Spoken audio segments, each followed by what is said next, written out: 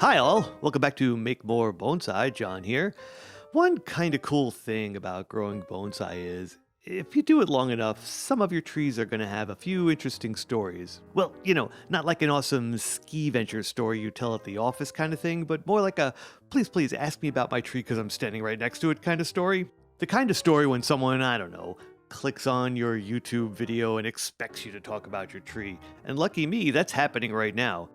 Today we're going to dive into this year's Shimpaku juniper and do some branch refinement and set this up for a productive spring that will bring it closer to a more finished Bunjin semi-cascade design.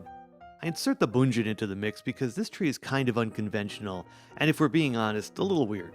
Bunjin is kind of a catch-all style classification for when a bonsai has a unique character that is worth drawing attention to or exaggerating. A Bunjin-style bonsai might look really tall because it has a long, slender trunk with that one tiny branch on the end of it, or it might have some extensive deadwood, and the foliage would be built around that. Natural, but also clearly an artistic expression. That is a generously positive way to describe this juniper. It departs from the soil at an awkward angle. The trunk is a catawampus mix of poorly drawn geometric angles that cross itself, with a clump of foliage under the trunk. Frankly, it looks like it was run over by a truck. In other words, perfect. So let's get started. I'm going to elevate the tree on a good old milk crate and bring it closer to eye level and start by removing some of the foliage to get a better look at what's going on within the branches. This tree was transplanted into its current container a year and a half ago and left to recover and gain strength for this stage of styling. It's put on a ton of foliage since then, and it's ready for some late fall design work, just as it's heading into a dormancy period. Junipers never really stop growing, they remain active even through winter, especially here in Texas. I can safely perform this work without much protection from the cold here. Further north, where the winters are more severe, it would need protection from freezing if you were to do this in late autumn. So, be mindful about how it would overwinter in your climate zone. Shimpaku junipers send out buds all over the place. They radiate around the main runner, along the main branch, and in spaces between branches. These buds and young shoots have one job: reach for light. I'm looking for branches that will offer good design choices for the tree to create a series of alternating foliage masses along the sides of the branch, and a few that are on the top for filler and dimension building. Each of these will also have plenty of exposure to light to produce energy that will support the design. Foliage that's being pruned off would be less efficient at collecting light or would even end up drawing energy from the tree. This includes foliage groups that are on the bottom of a branch, and branches that are opposite each other. One is chosen to be pruned off to help create an alternating pattern that supports asymmetry in the design.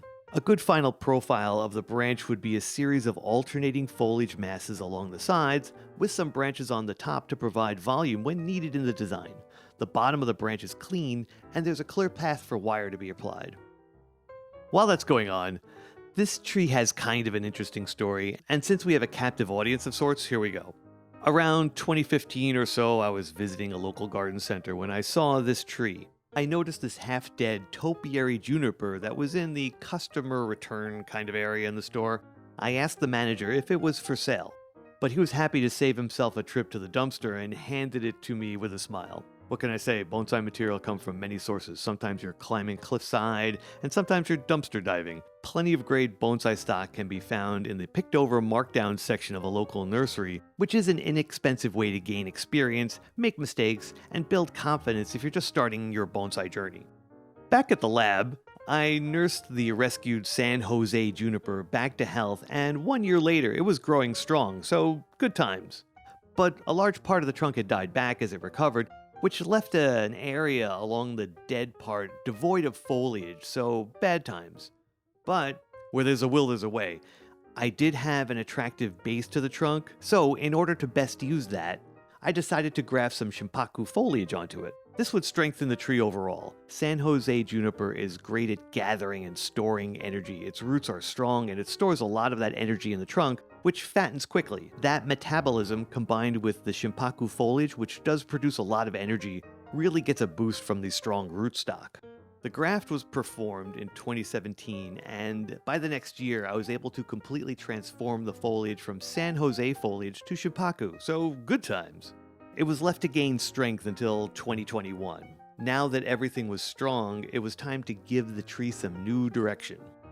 Since the trunk was dead and super straight and 75% deadwood that I did want to keep, I decided to separate the live portion from the deadwood and add some much needed interest to the design. To not damage the grafted area, it was wrapped generously with raffia and plenty of support wires to apply the bends. The following year, it was placed into a bonsai container that was as catawampus as the tree and harmonized with the free-form direction this design was naturally heading towards. For as much work that's been done on this tree since I've had it, I have to point out that this juniper has definitely been doing most of the driving, and I've been responding to its reactions to the work. Now it's okay for me to hop into the driver's seat and cover the last few miles of this trip and end up with a satisfying design. And look at that, finish the story in time to dig into the styling. There's a whole area made up of a trunk or branch that is pointing too far to the front and a section below it that won't be needed at all. These are great candidates for gin, which I think will suit the design since much of the tree is essentially gin and shari. It would make sense that there would be some dead sections within the foliage canopy as well. There are two different approaches to creating these two gins. One will be made from a living branch with foliage on it, and one will be made from a branch that has some wood that's already dried out. To create a gin from a living branch, remove all the foliage and smaller branches. Once that's done, we can see how long it is and be able to visualize its final design. To remove the bark, crush the outer layer of bark and cambium with pliers. This will separate it from the hard inner core wood that will remain as the gin. When approaching a dry or dead branch, those same pliers can be used to break the wood and peel it back, allowing it to tear naturally. I'll be peeling the wood back to where I think it'll look like it would if it were to occur naturally. I don't plan to make any decisions about the gin length until the tree is fully wired out and begins growing out next spring. Now it's time to start to arrange these branches into something logical and also as wonky and illogical to be consistent and inject contrast into the design. To somehow make all of the time and effort this tree and I have put into getting this far lead to a direction that is sustainable and adds value to the design. If we were to imagine all the things that would have led this tree to look like this in nature, kind of like it was doing just fine for a few decades, then something happened. Something changed. Maybe a fire or a rock slide exposed it to a stronger wind that eventually led to the death of the upper part and forced it to reach lower to avoid the extreme conditions that were causing that upper portion to die back. A really fun thing about design is you kind of make up rules, like limiting a color palette or resolution of detail or contrast of imagery or size, and then working within those limitations to discover the infinite number of ways to create something under those conditions. Let's make up some simple rules for this bonsai's concept to solidify the design within those limitations. Rule 1. The foliage can't survive above the top of that extreme downward turn of the trunk. If the winds are too strong for foliage to take hold above that point of the trunk, to be consistent with that idea, we should work within that area below it. Rule 2. The deadwood and basic shape of the trunk and gin branches above the live foliage are all very geometric and angular. Even the living trunk dives at a 90-degree angle. The foliage, to contrast that geometric trunk, should be more curvy and soft, with a 2/3 trunk to 1/3 foliage balance in volumetric positive space to reinforce that contrast. There, simple rules that can simultaneously allow the viewer to clearly see the balance and also challenge the viewer of the bonsai to understand the contrasts. Check out some Kandinsky paintings to help visualize the tension and release of that abstract concept. Great, now that we have a concept to latch onto and return to when not sure what to do next within the design, let's focus on the tree a bit more. One thing I'm focusing on is proportion.